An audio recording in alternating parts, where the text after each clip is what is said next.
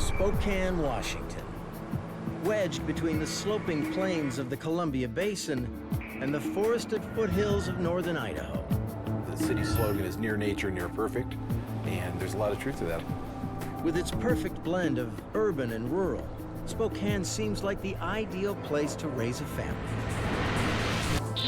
That is, until April 1st, 1996. When hundreds of innocent people become the target of an unholy war. We were dealing with some very dangerous and committed individuals. A peaceful city is transformed into a combat zone. The whole new level of violence for us. A series of escalating attacks, a vicious secret society, and a terrifying manhunt that forces police into the darkest corners of the Northwest Underground. Only the precision of forensic science can cut through the twisted logic of bloodthirsty radicals and bring their holy war of terror to its knees. Everybody out! Out! There's a bomb!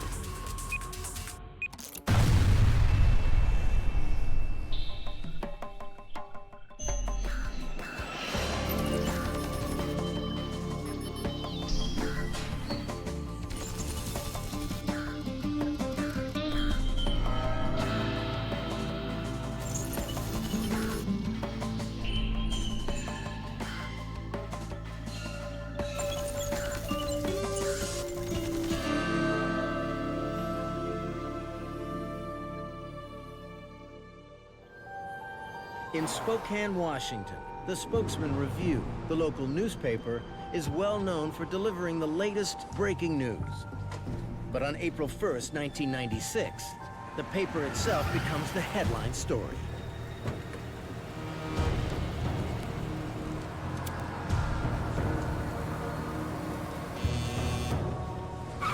When the entire building is rocked by a sudden, violent attack.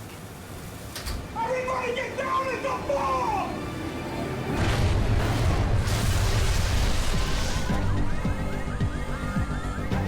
10 minutes later, only a few blocks away. All right, everyone, this is a robbery! Get down on the ground! Get down on the ground now! Come on! Everybody down on the ground, like you! That's in case you tried anything funny. Build this up! Come on, open it up! Hurry up!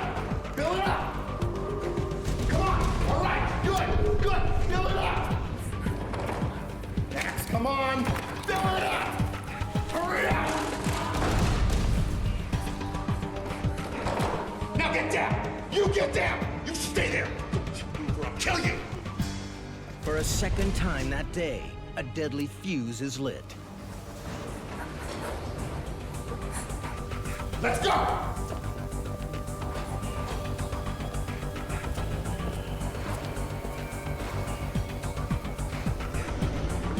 Everybody out! Everybody out! Out! There's a bomb! There's a bomb! Out! Out!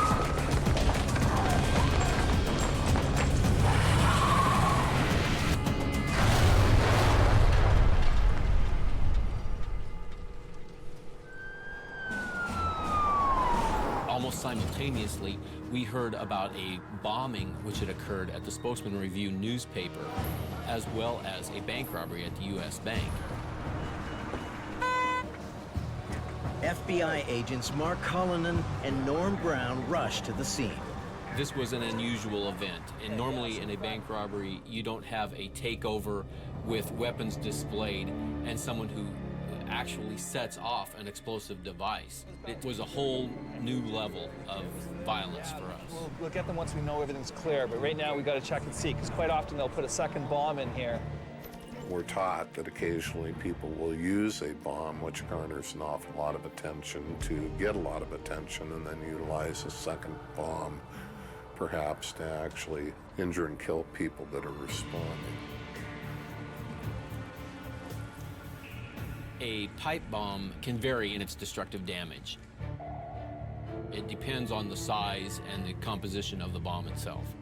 Until one actually goes off and you know what the components are, you don't know exactly how much damage can be caused. However, all of them, we believe, are dangerous to life and property. Immediately upon securing the crime scene at the bank, Our first priority was to gather and collect evidence so that we could determine who had done this bank robbery. Included in that evidence were pieces of the bomb that was set off. There were papers laying on the floor that were not part of the bank's paperwork. It was something that was left there. Behold, I am against you, O destroying mountain, says Yahweh. These guys. There was a letter found at the site of the bombing. It was a one-page, rather lengthy letter that rambled on in religious rhetoric. Without doubt, this was a brazen approach that we hadn't seen. We knew we were dealing with some very dangerous and committed individuals. People were very upset and distraught at this event. Several were overcome by emotion. Cullinan questions the teller, who bravely tripped the alarm. Our first impression was that, one, this was a well-organized event by individuals who had at least practiced, if not been trained in this kind of activity. Don't even think about putting a dime back in the bag! And secondly, we were dealing with individuals who had some sort of statement to make. Attention for a sec. We realized early on that they had used the bombing at the Spokane Review building as a diversion for law enforcement so that they could freely rob the U.S. bank shortly thereafter.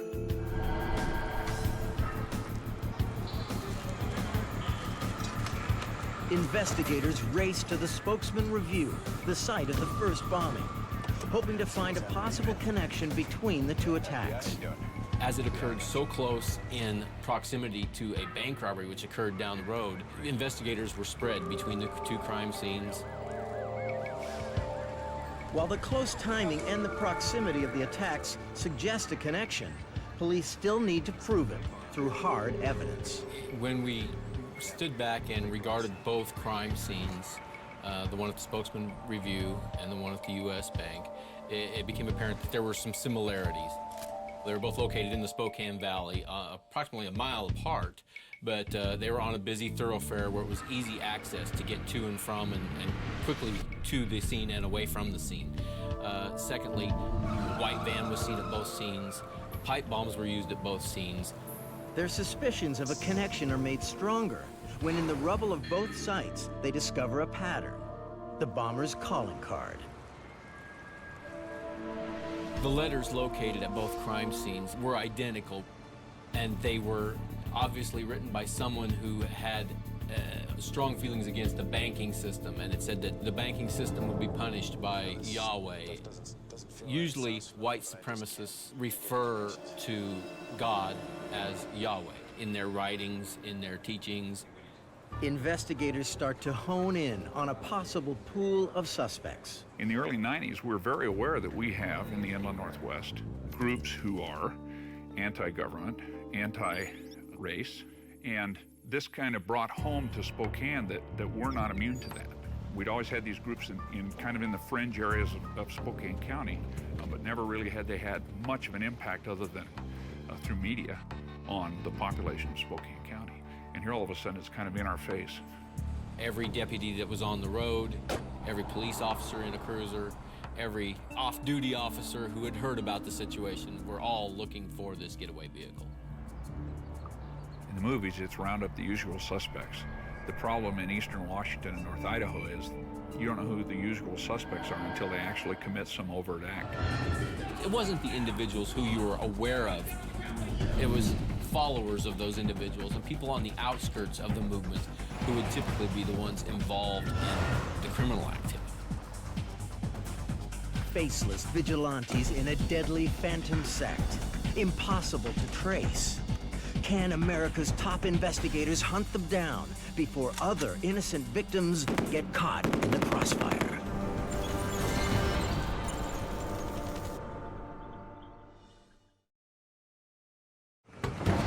April 1st, 1996, Spokane, Washington suffers a sudden attack of homegrown terrorism. Get down now! 2 bombs threaten the lives of hundreds. Everybody out!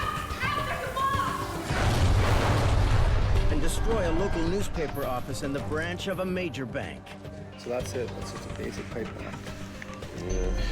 While the devices themselves are crude, the timing of their use was cleverly designed.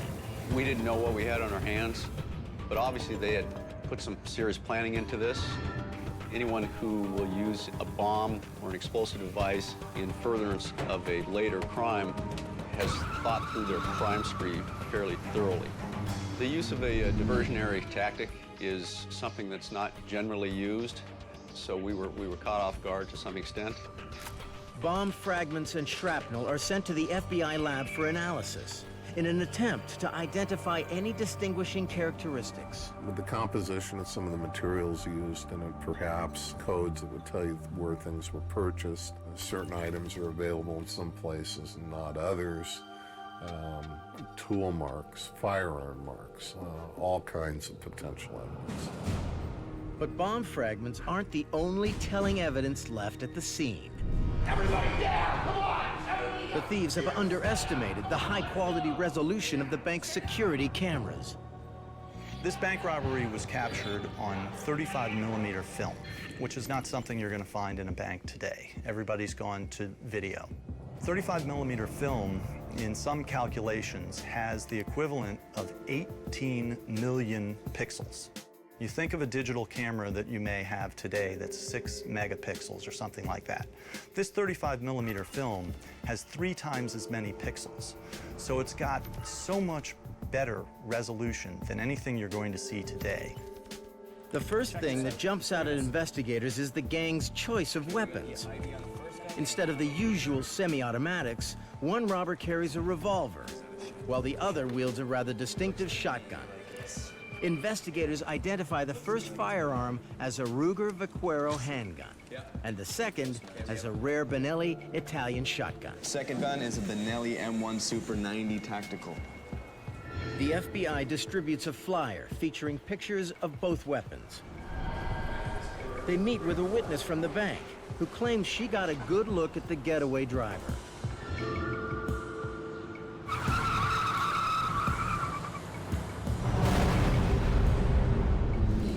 He was older, maybe a beard, but not much of one.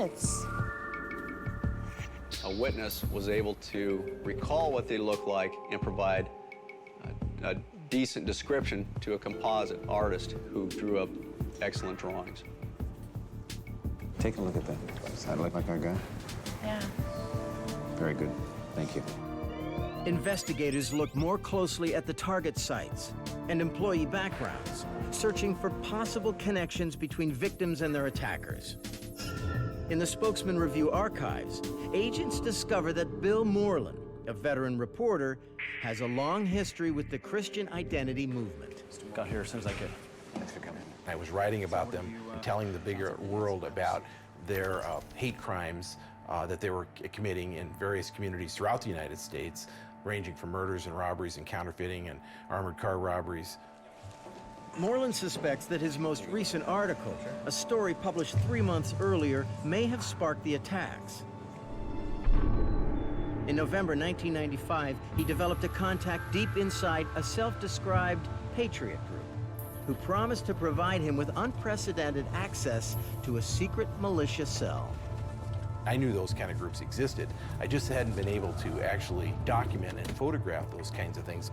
And I knew he wasn't just some wannabe, that he was really apparently dialed into the who's who. The contact sets up a covert meeting between Moreland and members of the cell. When we pulled into this clearing to meet these men, there was no one there. So how long do we have to wait?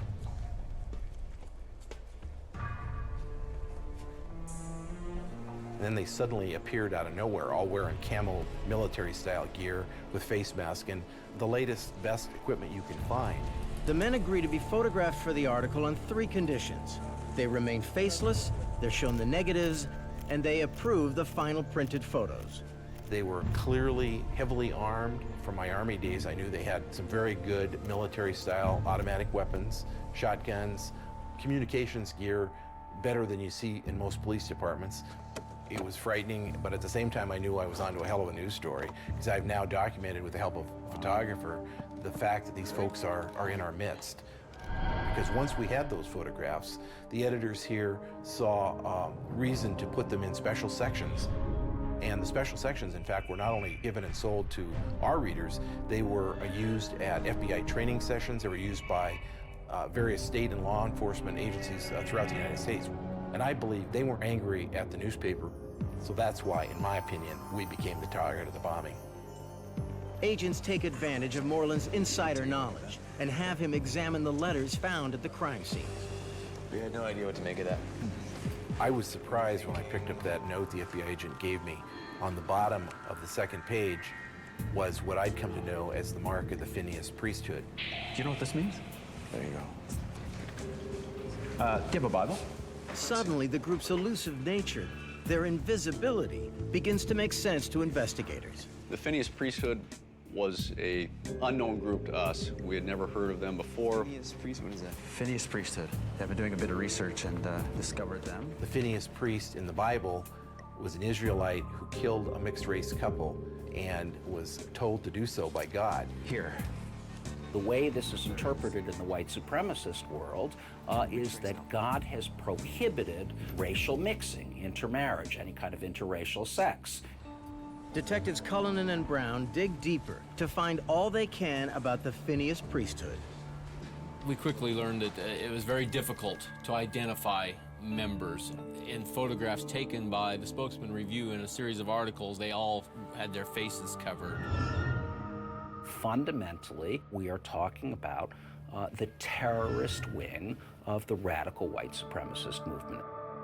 It's a theology that calls on you to go out and kill. They were very violent and very aggressive in their actions, so we were assuming at the time that the story was not over, that something else would occur. Those instincts are dead right. Armed to the teeth, the Phineas Priesthood is planning a hostile takeover, their most brazen show of aggression yet.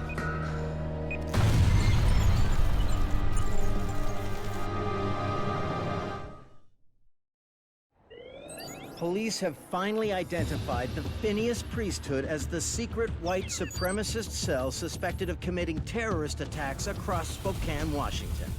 Knowing the group is armed and dangerous, investigators are desperate to learn when they will strike next.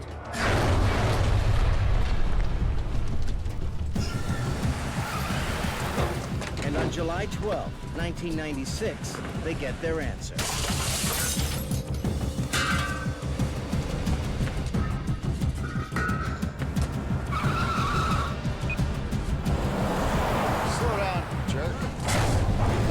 Explosion destroys a popular Planned Parenthood clinic in downtown Spokane. It's just a miracle that somebody wasn't injured or killed. 10 minutes later, blocks away, history repeats itself when gunmen attack the same bank they hit 3 months earlier. Except you! Everybody down! Come on! Don't move! Castrate's up on the counter now! Castrate's up on the counter! This time, the gunmen are more impatient and more threatening. You! Back off around the corner on the floor! Fill it up fast! Come on! Excellent! These, in fact, are some of the same employees that had lived through the earlier robbery and had seen a pipe bomb go off in their bank. Nobody does anything stupid! Nobody gets dead! Come on! They only made one mistake. There had been an individual who had observed the robbery and had observed the robbers leaving the bank and getting into the getaway van. The witness reports seeing a white van fleeing the scene and calls police. We had investigators spread between the scenes, contacting and coordinating with each other in an attempt to further identify who may have been responsible. Interviewing bank employees, FBI agents are disturbed to learn that in some ways, this robbery is more smoothly executed than the first. One of the robbers carried into the bank what appeared to be some sort of bomb constructed from a 5-gallon propane tank. That device was left sitting during the course of the robbery. Different from the first attacks, the robbers seem to be timing their operation. They don't use names, they speak in code. And they pull the heist off with remarkable precision, escaping with even more cash than the first time. And this time, luckily for bank employees, they take their bomb with them. There's no doubt in my mind it could have leveled the bank. Agents find the group's choice of a diversionary target very significant. By bombing a Planned Parenthood clinic, it became even more clear to me, at least, that these were individuals that weren't just committing crimes, they were attempting to deliver a political message. It was a form of protest as well as a diversion.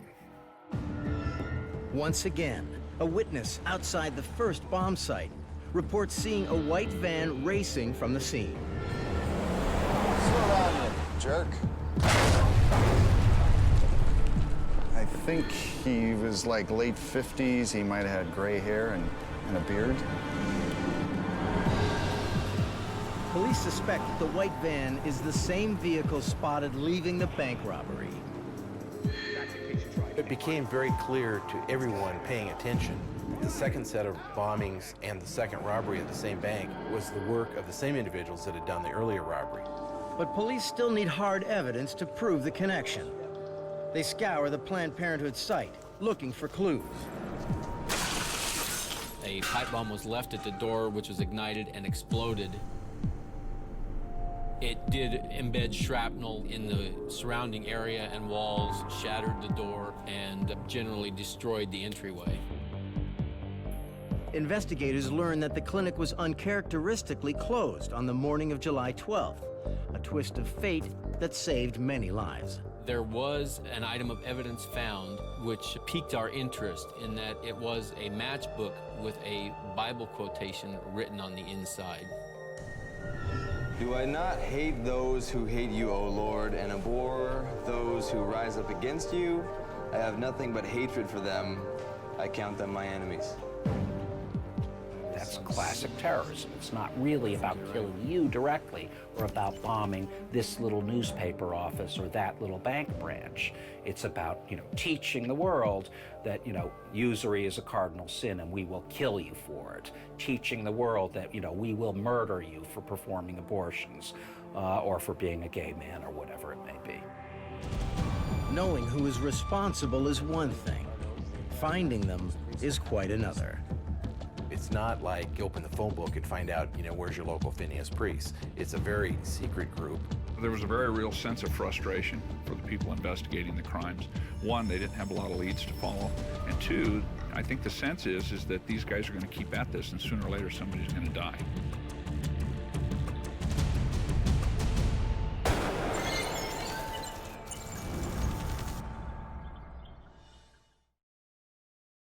While law enforcement tries desperately to hunt down a deadly white supremacist sect called the Phineas Priesthood, under their very noses, the outlaws boldly strike again. A pipe bomb shatters the lobby of the Planned Parenthood office in the Spokane Valley.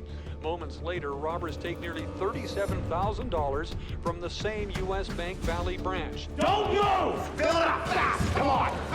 Excellent! The attack sent shockwaves through the city of Spokane. People weren't reacting well. They wanted to know, who are these people? Why are they doing this? And most importantly, what is law enforcement doing to catch these people? Without knowing what the motive is, without knowing what their next target will be, it puts us in a bit of a bind as far as assuring the community that they live in a safe place.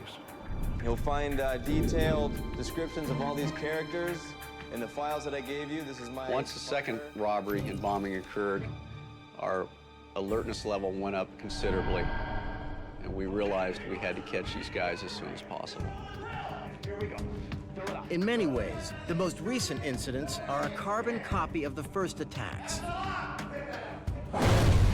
They strike first with a diversionary bomb, followed by a full-on charge on the same local bank. The only difference is that their numbers are growing. We knew that they had at least 3 inside the bank and a getaway driver. Stay down! Once again, the FBI obtains high-quality surveillance film that they send to their lab to learn anything they can about the assailants.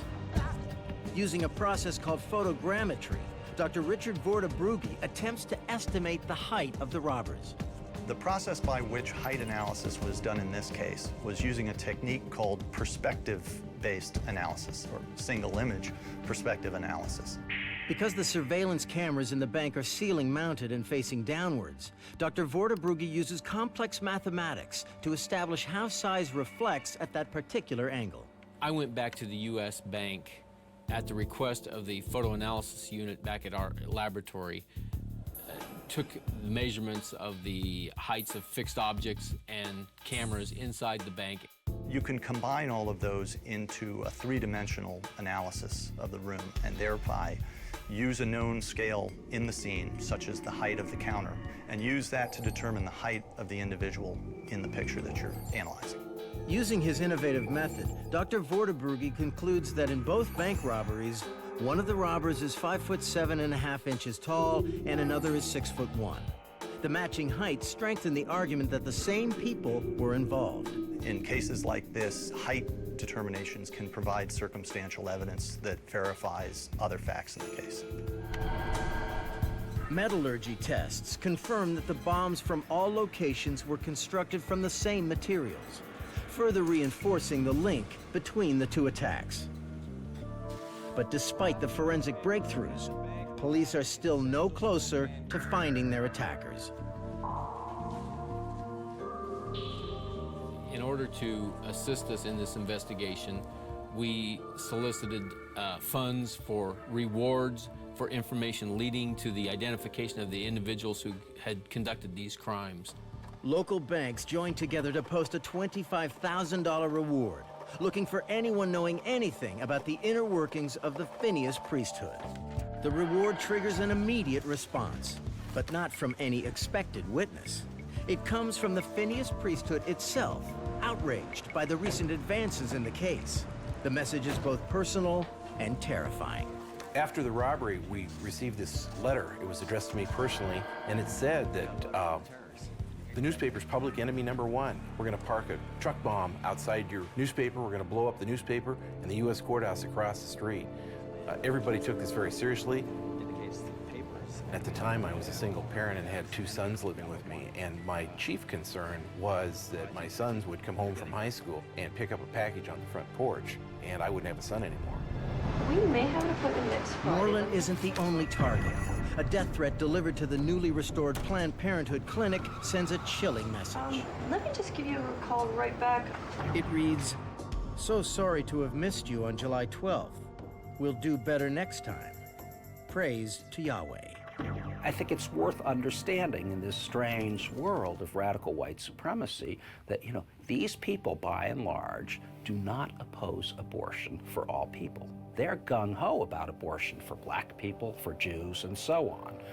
So the reality is that the reason that they attack abortion clinics is because they think these clinics are run by Jews in order to destroy the white race. At this point, we decided that we had to change our tactics a little bit in order to address the situation. We had individuals assigned full-time from the Spokane County Sheriff's Office, from other FBI offices, solely to assist in the solving of this incident. Terrorists win through fear.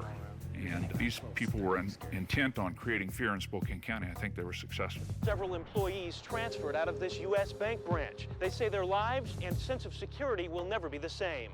What really made me angry was not the threats that were directed at me so much as the people, my colleagues, people that I work with in other departments as well as the news department, who had nothing to do with this, and suddenly they were being put in a very dangerous situation for some of the work I had done.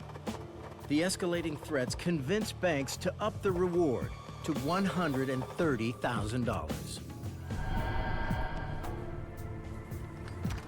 Focusing back on the evidence, the FBI canvasses sporting goods stores, looking for information about the Benelli Nova rifle. Hi there. How you doing? What can I do for you? I'm looking for this gun. Across the border in Coeur d'Alene, Idaho, a gun shop owner recognizes the make of the weapon. He was reluctant to come forward at first because he feared for his safety, and rightfully so. That's a Benelli 12 gauge. The informant tells us about some individuals who are considered survivalists. Many of them have military training. They all espouse a religious and political view that is similar to each other. Based on things that they had said in the past, based on their reported ideology, he believed that they could be the ones responsible for the crimes in Spokane.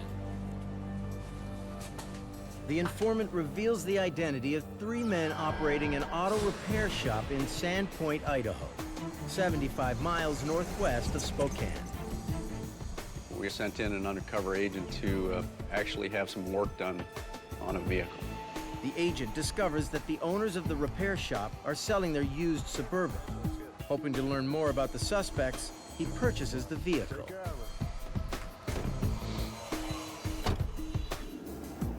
The Suburban undergoes an extensive forensic examination. Is that lead? Who are these guys? These guys are prepared for war. Let's look at the trunk. We realized that it appeared to have been outfitted for a machine gun, so that when the doors were swung open on the Suburban, a individual behind the gun could rapid fire at anyone following behind.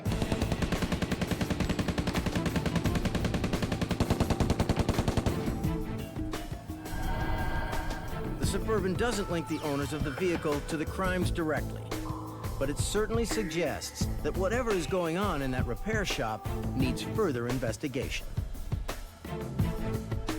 We realized that we're dealing with the real deal here. But still lacking concrete evidence to tie the suspects to the crimes, can police make the forensic link before the masked terrorists make good on their newest deadly threats?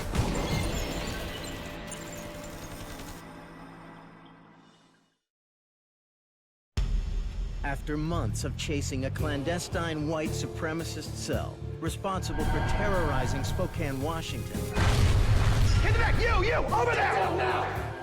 a reluctant witness leads FBI agents to an auto repair shop in rural Idaho. Suspecting that the men running the garage are armed and dangerous, the FBI's Special Observation Group moves in. We started watching these guys around the clock. We also brought in a surveillance team from Salt Lake City, Utah, and we took turns and rotated through our shifts.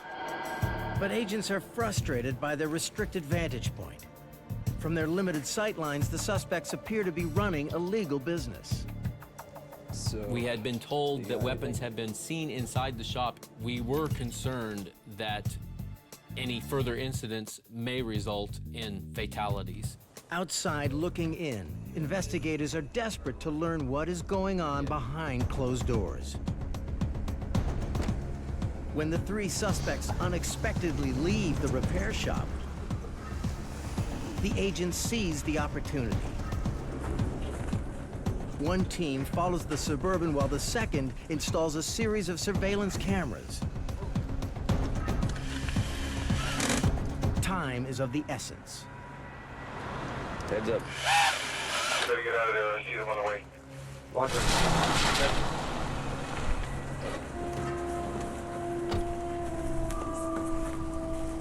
And for the first time in the investigation, agents are privy to the inner workings of the Phineas Priesthood. The footage is nothing short of startling.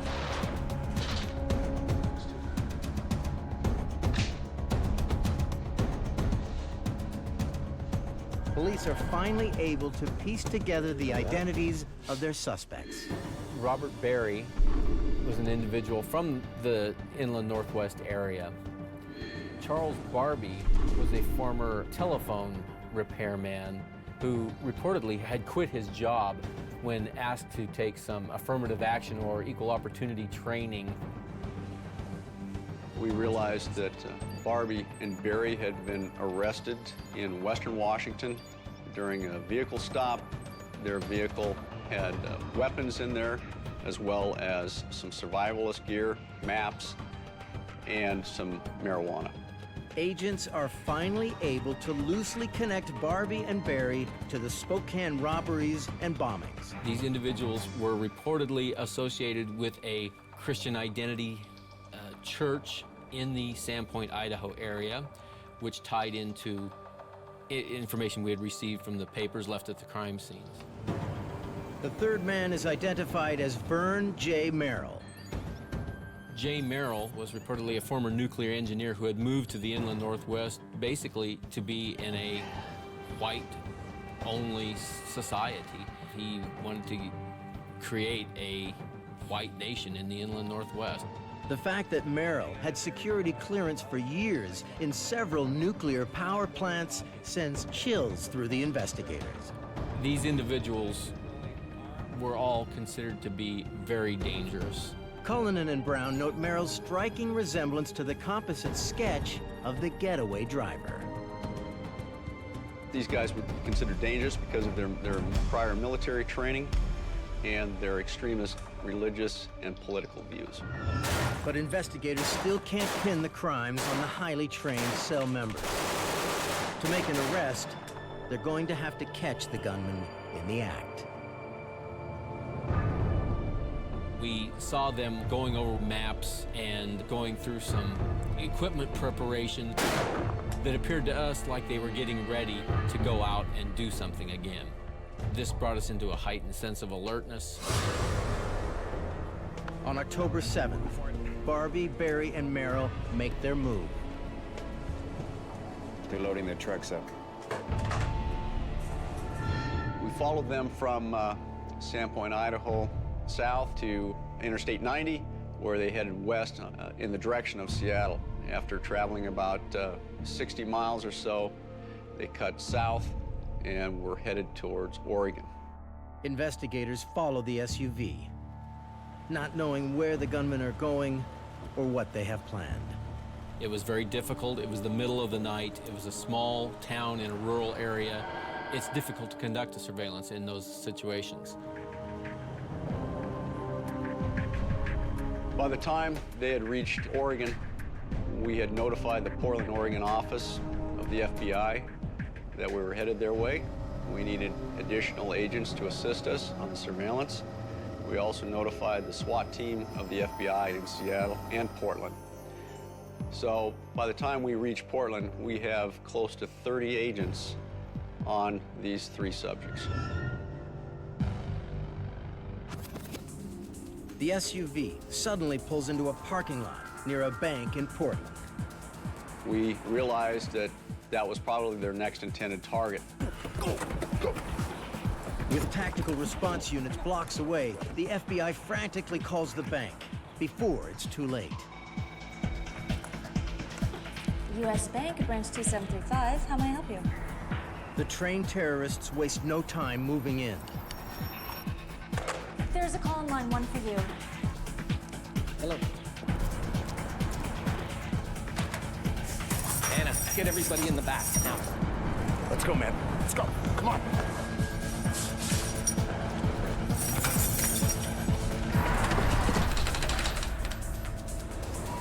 Let's just...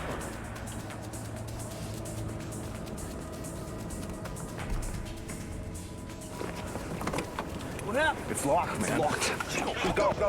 Go. At long last, armed with sufficient evidence to arrest, police move in. We knew they were heavily armed, so the debate was, when do we try to take these guys down? We did not want to try to do a felony car stop on them because that would certainly put many people at risk. We wanted to have the element of surprise on our side. When the men stop in Union Gap, Washington, investigators quietly surround the scene. We didn't know if they were armed. Obviously, we didn't see any, but that didn't mean they didn't have a concealed weapon. Go, go, go.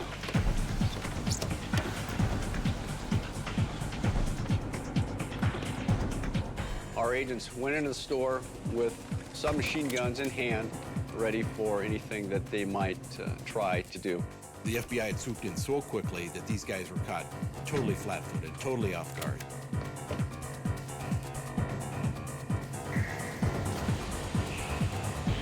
FBI, hands up! Merrill refused to acknowledge our presence or our authority. He could have easily tried to shoot out with us. However, he saw our overwhelming presence, our surprise. Hands behind your back. Had they been prepared for our arrival, undoubtedly there would have been bloodshed. Searching their vehicles, agents are shocked by what they find. It was a treasure trove of military surplus gear these guys were prepared for war. Agents also seize 4 copies of a note addressed to the Spokesman Review, threatening bankers. As well, they find 2 large envelopes, one addressed to the usurer bank and the other to Bill and Hillary Clinton. Authorities have finally arrested the men responsible for terrorizing Spokane County. But if they're going to bring down a professional criminal ring, do they have enough forensic evidence to make it stick?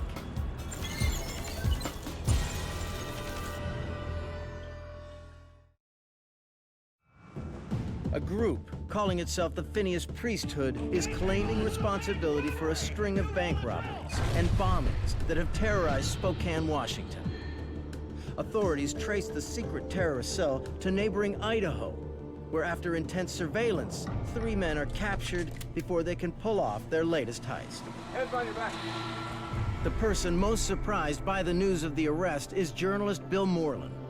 He is shocked when he discovers that the man who once guided him to a covert meeting with a well-armed militia group is in fact one of the suspects. Little did I know in '96 that those men in the woods that I'd seen a few months earlier were the same individuals that were committing the bank robberies. I didn't draw that connection until later on. The militia had kept several negatives that they felt were too revealing regarding their operation. And when the FBI served the search warrants and went through their stuff in their houses near Sandpoint, they found those negatives. And of course, then bingo, these are the same guys that newspaper photographed. Look at this.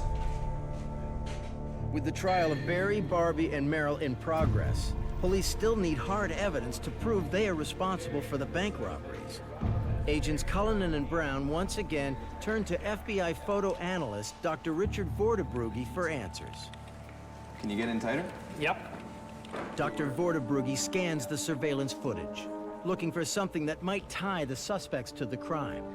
What was unique was just the degree of detail that was present in this film and the ability that you could actually go in and count individual markings on the seams of these jeans.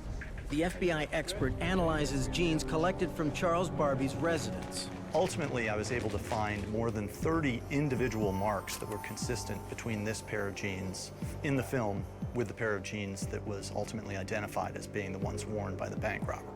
Can you zoom in? Yeah. I think we have the same jeans. Where did you get these jeans from? It's really remarkable. The type of case that you might encounter once in 10 or 15 years where you get this type of level of detail. If I have that kind of evidence, then it's going to be possible for me to positively identify those blue jeans to the exclusion of all other blue jeans. The forensic evidence was the key to this investigation. The photography work done by our laboratory was phenomenal in that specific items of clothing were identified from the bank robbery photos, which we discovered in the individuals' residences once we served search warrants. We used lead analysis, which tied lead we found at their residences to the items used in the bombs, which exploded at the Spokesman Review, the Planned Parenthood clinic, and inside the bank. We found a destroyed computer printer, which was determined to have had the same typeface and font, which produced the letters that we initially discovered at the crime scenes. This whole investigation was the solid base and foundation was the forensic evidence. Charles Barbie, Richard Barry, and Vern Merrill are given life behind bars. At a later trial, accomplice Brian Radigan gets 55 years. The right-wing militia is still out there. They're still a concern. I saw more than 4 individuals out in the woods, and I know that there are other groups like that, not just here in the Northwest, but in fact throughout the United States and Canada, who, if the right set of circumstances were to occur, certainly could strike again.